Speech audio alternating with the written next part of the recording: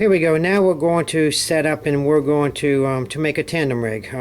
It's going to be a 5 and 3 ruby lip tandem. And Chris is going to show you what we've got. Okay, we have a 3-ounce ruby lip. This happens to be white. A 5-ounce ruby lip parachute. 2 9-inch shad. 1 2/0 3-way swivel.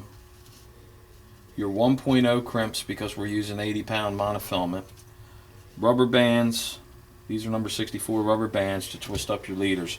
On your smaller parachutes, because the size of the hooks coming out of the jig are different sizes. So we use an 8/0 stinger hook on the smaller parachutes, and we're going to use a 9/0 big eye stinger hook on the 5-ounce parachute. So what we're going to do, we're going to start off with our 80-pound monofilament. You've got your 1.0 crimp. It's going to go in there. We're going to crimp this to 1 eye of our 2/0 3-way swivel.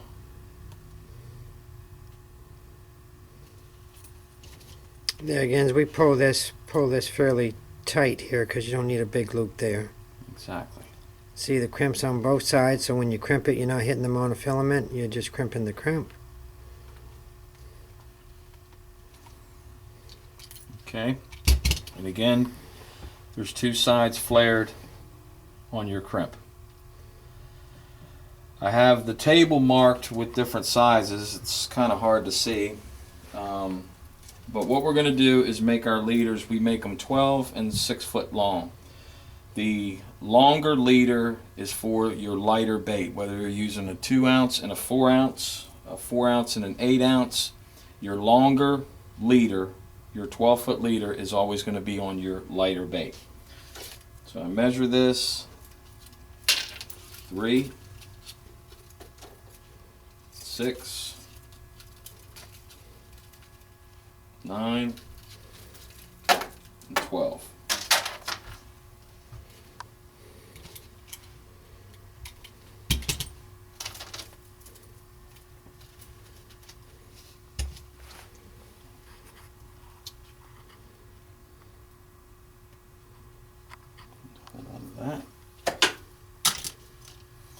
Alright, now we're going to rig our parachutes. I normally rig these first.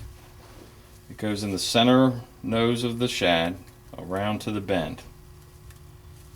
Try to come up as close as possible to the center. As you push the hook up through, you can see where the hook is going to start to come out. It starts to make a mark on the shad. You want to come up as close to the center of the shad as possible. The one thing about these shad which makes it easy is there is a small channel here that makes it a little easier to find the center. As soon as it comes around to the bend, push it through, it slides up. Now it's in the center of your shad.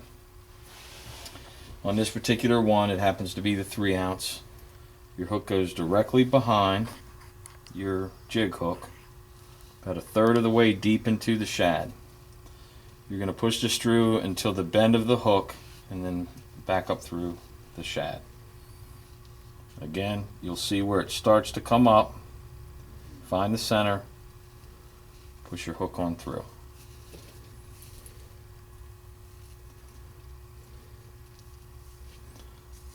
That's rigged. Now we'll do our 5-inch, or our 5-ounce rather. Through the nose, as close to center as possible, around to the bend of the hook. Find the center, and up through.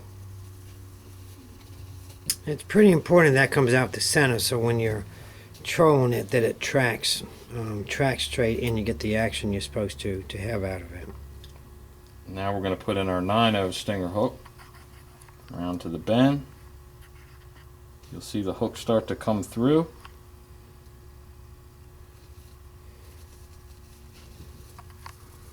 Over the hook. I always push it up just a little bit to snug it up. Now you have both your parachutes rigged.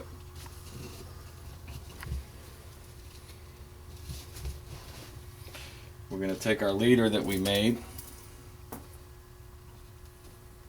Again, your long leader, your 12-foot leader, is on your lighter bait. In this case, it happens to be a 3-ounce. Go ahead and pull that hair back a minute so we can see. We haven't really seen what bait we're working with, Chris. So that's a ruby lip, big eye ruby lip with the glass eyes in it. Very popular bait for us, the 5s and 3s. Okay.